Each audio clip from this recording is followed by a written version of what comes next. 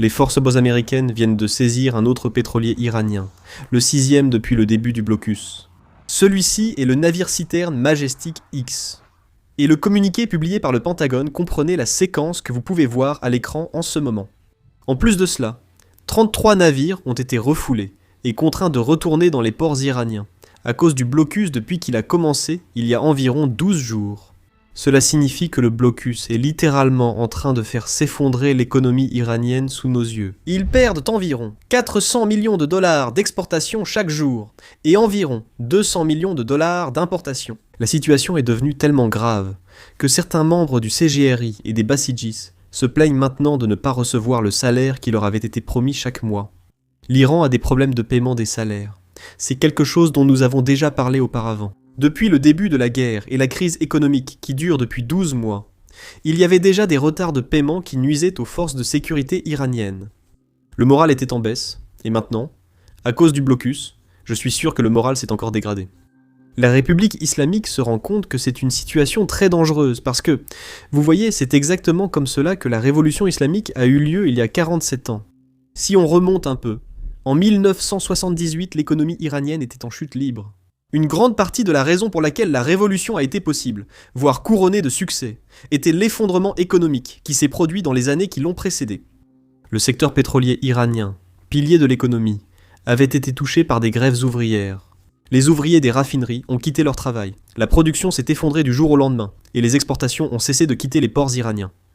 Eh bien, devinez quoi? Quand vous arrêtez d'exporter du pétrole, l'argent cesse d'affluer, et tout ce qui en dépend s'arrête aussi.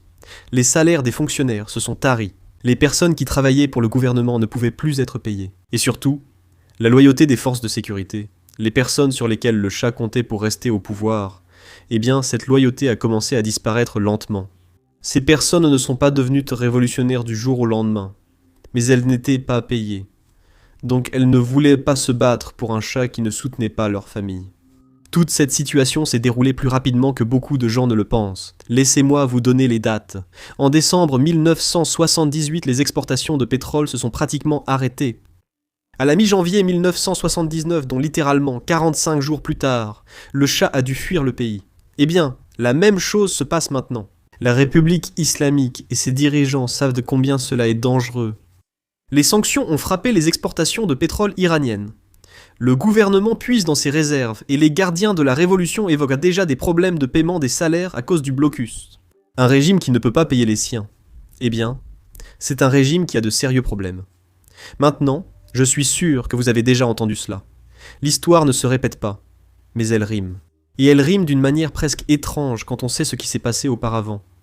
C'est exactement pour cela qu'il est si important d'apprendre l'histoire. Donc si vous êtes quelqu'un qui ne connaît pas l'histoire iranienne, pas seulement la révolution de 1979, mais aussi la première révolution qui a eu lieu en 1906 et l'accord pétrolier qui l'a précédé. Découvrez tout cela dans notre nouveau podcast, Searching History. La première série, en plusieurs épisodes, déjà disponible, explore l'Iran et son évolution jusqu'à aujourd'hui. Si vous voulez écouter cela, vous pouvez cliquer sur le lien dans la description ou simplement chercher Searching History sur n'importe quelle application de podcast que vous utilisez. C'est Searching History sur n'importe quelle application de podcast. Parlons maintenant de l'Iran, aujourd'hui, car cette crise économique montre déjà des fissures dans le régime. Voici la déclaration que Donald Trump a publiée ce matin. L'Iran a beaucoup de mal à déterminer qui est son véritable dirigeant. Ils ne savent tout simplement pas.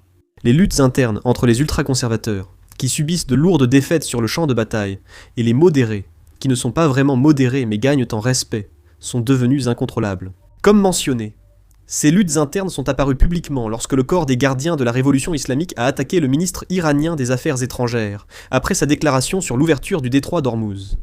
Depuis lors, l'Iran ne veut vraiment pas que le public parle de ces luttes internes, et ils ne veulent surtout pas que le président des États-Unis publie une déclaration publique que le monde entier pourrait voir. C'est exactement pourquoi, dès que cette déclaration est sortie, les dirigeants iraniens ont été très rapides à riposter contre ce récit. Voici ce qu'a déclaré le président du Parlement iranien. Membre de la faction favorable aux négociations, il serait en résidence surveillée selon nos informations. Il est en résidence surveillée, car les gardiens de la révolution refusent qu'il négocie avec les États-Unis. Voici la déclaration qu'il a publiée ce matin. Et encore une fois, un petit avertissement. Je ne sais pas si c'est lui ou un soldat des gardiens de la révolution chez lui qui l'a rédigé sur son téléphone. Quoi qu'il en soit, voici ce qu'il a dit. En Iran, il n'y a ni radicaux, ni modérés. Nous sommes tous iraniens et révolutionnaires. Avec l'unité de fer de la nation et du gouvernement, avec une obéissance totale au guide suprême de la révolution, nous ferons regretter ces actes aux criminels agresseurs. Maintenant, malheureusement, les déclarations ne sont pas. Personne ne croit vraiment que l'Iran ne traverse pas une crise interne au plus haut niveau. C'est parce qu'ils n'ont toujours pas décidé s'ils veulent négocier ou non. Ils n'ont toujours pas décidé qui ira négocier. Aucune déclaration du CGRI, qui a traité le ministre des Affaires étrangères d'idiot publiquement, n'a été faite. Ils ne se sont pas excusés, ni même reconnu ce fait. Hier, Axios a rapporté que Trump donnait à l'Iran environ 3 à 5 jours pour régler ce problème de luttes internes qui se passe dans le pays. Après cela, si l'Iran ne vient pas à la table des négociations, tout va exploser. Maintenant, ce délai de 3 à 5 jours correspond en fait à autre chose. Quelque chose d'important se passe au Moyen-Orient. Maintenant, avant d'en parler, un petit rappel à tout le monde d'appuyer sur les boutons « J'aime » et s'abonner ci-dessous. Cela aide l'algorithme et nous permet de continuer à vous informer chaque jour. Passons maintenant à l'actualité au Moyen-Orient. Un troisième porte-avions, l'USS George H.W. Bush, se trouve actuellement quelque part à l'est de la Corne de l'Afrique, mais il sera au Moyen-Orient dans 3 à 5 jours. Si l'Iran ne comprend pas ce qui cloche dans sa direction, il lui reste peu de temps. Le temps presse. Et devinez quoi ?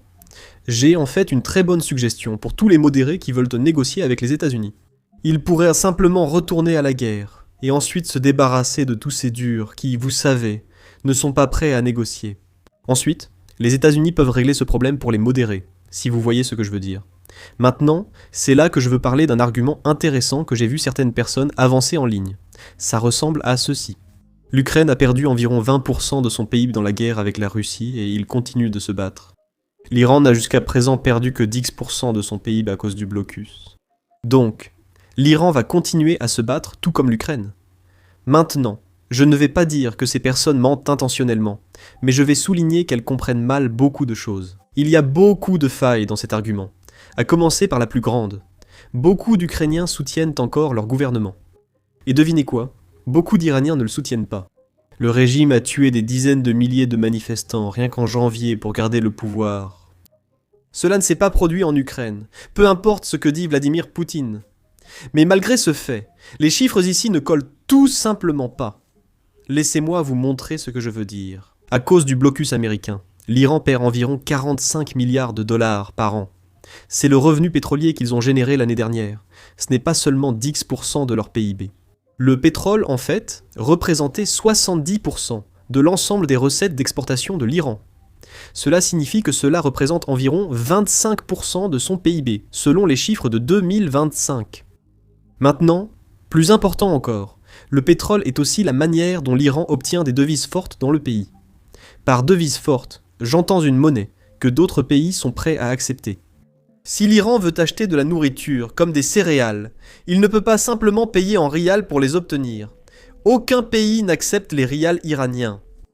Au moment où cela arrive au destinataire, cela a probablement perdu 50% de sa valeur. Cela signifie que l'Iran a besoin de devises fortes pour continuer à importer les produits de première nécessité qu'il importait auparavant. Et c'est là que les revenus pétroliers étaient très importants. Parce que, croyez-le ou non, malgré tous les titres accrocheurs sur Twitter et même ici sur YouTube, le dollar américain n'est pas en train de perdre son statut de monnaie de réserve. En fait, c'est exactement le contraire qui se produit. Il gagne même en puissance. Regardez ces données qui viennent tout juste de sortir ce matin. La part du dollar américain dans les transactions internationales est montée à un record de 51,1% en mars. C'est en hausse par rapport à 49,2% seulement un mois plus tôt, en février. Le dollar reste le roi, et vive le roi. À cause des sanctions, l'un des rares moyens pour l'Iran de mettre la main sur des dollars était, vous savez, d'exporter leur pétrole sanctionné, en utilisant tout ce réseau clandestin pour récupérer un peu d'argent qu'ils peuvent utiliser pour acheter les importations dont ils ont besoin. Mais malheureusement, à cause du blocus, ce n'est pas possible.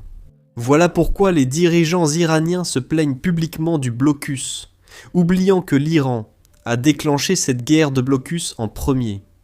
Ce sont eux qui ont imposé un blocus au pays du Golfe et bloqué le détroit d'Ormuz. Et c'est à ce moment-là que les États-Unis ont répondu en faisant goûter à l'Iran sa propre médecine. Et devinez quoi ? Ce n'est pas le seul problème de l'Iran. Contrairement à l'Ukraine, l'Iran a beaucoup de problèmes. En voici un autre. Sous l'administration Biden, les États-Unis ont énormément aidé l'Ukraine. Et je sais qu'ils n'aident pas l'Ukraine en ce moment, du moins en termes d'aide. Juste hier, l'Union européenne a adopté un paquet de prêts de 109 milliards de dollars à l'Ukraine pour qu'elle puisse continuer à se battre. L'Iran n'a pas ce genre d'alliés. En fait, les alliés de l'Iran font tout sauf aider l'Iran. Voyez ce que le président chinois Xi Jinping a déclaré il y a 2 jours. Xi Jinping a déclaré que le détroit d'Ormuz devait rester ouvert à la navigation normale, dans l'intérêt des pays de la région, et bien sûr de la communauté internationale.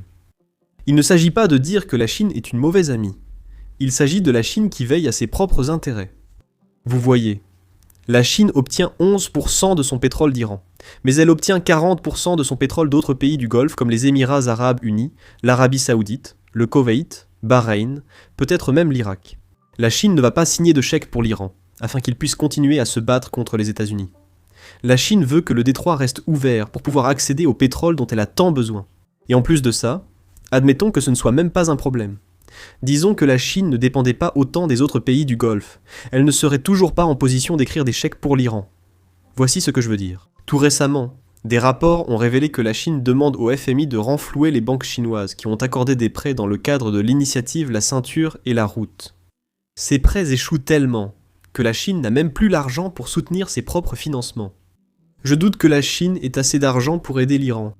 Et cela nous amène au plus grand problème auquel l'Iran est confronté à cause du blocus. Et c'est quelque chose que nous avons déjà mentionné au début de la vidéo. Vous voyez, le CGRI n'est pas une armée normale, comme vous savez, tous les autres pays qui ont une armée.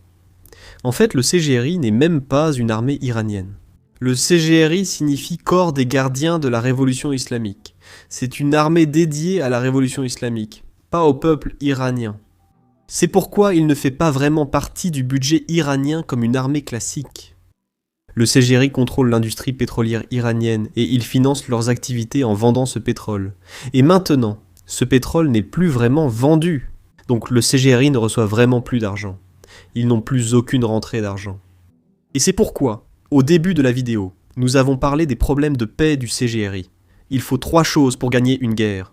De l'argent, de l'argent, de l'argent. Et le CGRI a du mal à en trouver. C'est pourquoi le CGRI essaie de riposter. Pour riposter contre le blocus américain, le CGRI a saisi 2 navires hier dans le détroit d'Ormuz, montrant essentiellement les hélicoptères et les soldats américains en train de descendre. Maintenant, vous vous souvenez de la vidéo qu'on a vue au début ou du clip qu'on a vu au début de la vidéo ? Vous voyez comment les soldats américains descendent de l'hélicoptère pour saisir le navire ? Eh bien, l'Iran a publié ses propres images pour montrer comment ils ont saisi le navire, et il y a quelque chose de très suspect dans les images publiées par le CGRI. Vous pouvez voir un petit bateau iranien s'approcher d'un grand cargo. Et puis, de nulle part, un membre de l'équipage ouvre la porte latérale du navire et descend une échelle pour que les membres du CGRI puissent monter à bord. Bon, je vais être honnête, je ne suis pas un expert en navigation, ni un expert de la marine. Mais je suis une personne normale, non ? Si quelqu'un tire sur mon navire, ou disons sur ma voiture, quand il s'approche, je ne vais pas ouvrir la porte, donc, pour moi, cela semblait très suspect. Mais tu sais qui est un expert en navigation ? Un autre youtubeur qui s'y connaît en navigation. Et il a expliqué ce qu'il pensait de cet extrait. Regarde. Plus précisément, les forces du CGRI montent à bord, alors que le navire a décidé d'ouvrir sa porte latérale et d'abaisser une échelle de pilote. C'est complètement mis en scène. Ce n'est pas une saisie.